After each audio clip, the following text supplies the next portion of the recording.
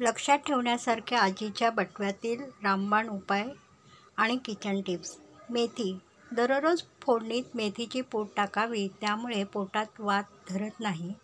मेथीला मूळ आणून उसळ करावी. आव पडत असल्यास मेथी चमचाभर गरम. मेथीची पालेभाजी खावी.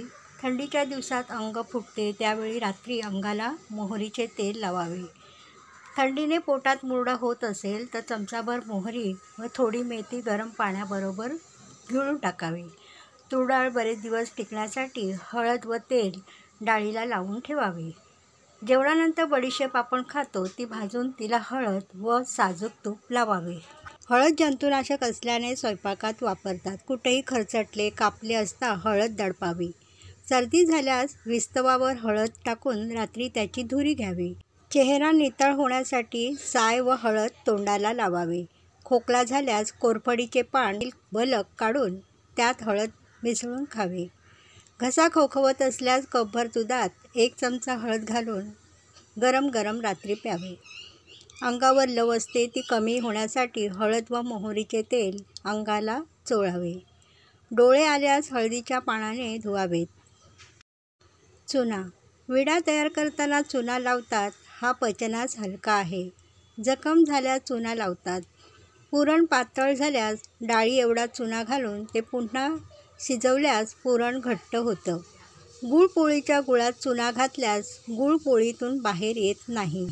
मुकामार बसल्यास हळद चमचाभर व चुना हरभऱ्या एवढा घेऊन पाण्यात कालवून त्या जागी लावल्यास वेदना तात्काळ कमी होतात. शेंगदाणे. दररोज रात्री 1 मूठ शेंगदाणे भिजत घालावे. सकाळी व्यायाम झाल्यावर शेंगदाणे चावून चावून खावे. शक्तिवर्धक आहे. लोह क्षार भरपूर मिळतात. प्रोटीन्स भरपूर मिळतात आणि शौचाला साफ होते.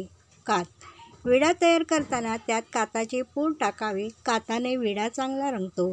मेहंदीच्या पाल्यात कात घातल्यास मेहंदी चांगली रंगते. खोकल्याने डास लागल्यावर काताचा तुकडा व खडीसाखरेचा खडा तोंडात धरला तर डास कमी होते. पांढरा कात औषधी आहे. खाण्याचा सोडा. पोटात दुखत असल्यास अर्धा कप ताकात चिचोक्या एवढा सोडा घालून फसफसल्यावर प्यावे. पोटात गॅस धरल्यावर 2 चमचे लिंबाचा रस घेऊन त्यात डाळी एवढा सोडा घालून तो प्यावा. शौचास पातळ होते तेव्हा ताकातून चिमूटभर सोडा घालून प्यावे. कोणतीही डाळ शिजत नसेल तर डाळी एवढा सोडा घालावा. डाळ लगेच शिजते. गूळ. पायात काटा घुसून बोच दुखते, त्यावेळी गूळ गरम करून त्याचा चटका दिल्यास ठणका थांबतो.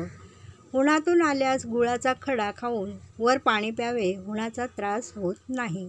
साखरेपेक्षा गुळातील पदार्थ खाणे सर्वात चांगले आहे. कोणताही काढा बनवत असाल तर काढ्यात गुळात घालून तो प्यावा. गूळ वितळवून चिक्की करावी. कोरफड. कोरफडीचे पान निखाऱ्यावर दोन्ही बाजूने गरम करावे. आतील गराचा रस काढावा. हा रस कडू असतो म्हणून त्यात थोडा मध कालवून दिवसातून 2-3 वेळा चाटावे. खोकला लगेच कमी होतो. आले. आल्याचा तुकडा कुंडीत पेरून ठेवला तर केव्हाही त्याचा वापर करता येतो.